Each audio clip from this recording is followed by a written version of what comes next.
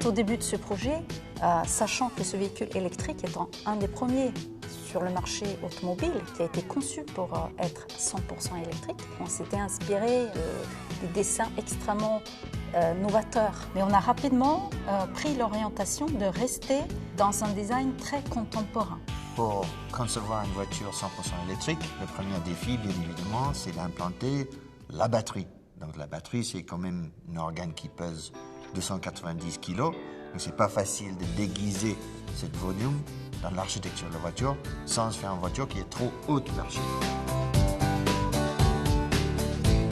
L'inspiration de Zoé se retrouve principalement dans les deux mots-clés énergie et pur. On le voit à travers sa surface latérale qui est extrêmement fluide avec des quarts marqués. Et aussi, on a voulu donner une forte personnalité à Zoé, ce qu'on voit à travers sa face avant. Cette énergie pure se retrouve également à l'intérieur, à travers sa planche de bord extrêmement simple qui dessine la lame d'une éolienne.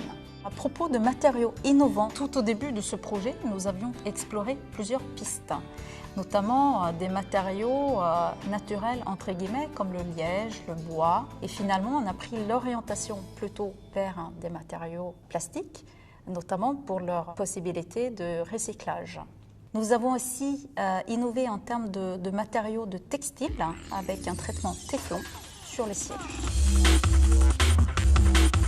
Zoé, c'est une petite voiture très innovatrice. Il faut savoir quand même qu'on a déposé une soixantaine de brevets. Chargeur Caméléon, technologie brevetée Renault, c'est un chargeur qui nous permet de faire avec une seule prise sur la voiture, le charge standard chez nous avec le wallbox, ou bien avec les bornes dédiées charge rapide dans la roue, faire le charge avec une puissance de 43 kW, c'est-à-dire recharger la voiture dans une demi-heure. Zoé est équipée également avec une pompe à chaleur. C'est un système de clim qui est capable de marcher à l'inverse pour capturer l'énergie dans l'air ambiant autour de la voiture et l'utiliser pour chauffer l'habitacle.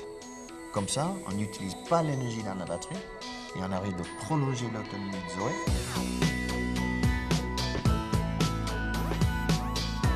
Nous avons travaillé sur le design de Zoé pour améliorer son autonomie, pour être le plus aérodynamique possible. Quelques petits détails, notamment nous avons intégré un diffuseur d'air en dessous du bouclier arrière du véhicule. C'est comme un tapis volant qui aide le véhicule à se faufiler dans le paysage automobile. Et nous avons aussi intégré la commande d'ouverture de porte arrière dans les vitres du véhicule. Zoé est aussi équipée avec un système de freinage récupératif de nouvelle génération. Chaque fois qu'on utilise le pédale de frein, elle va doser intelligemment entre le système de freinage électrique et le système hydraulique pour maximiser l'utilisation d'énergie et donc, encore une fois, prolonger l'autonomie.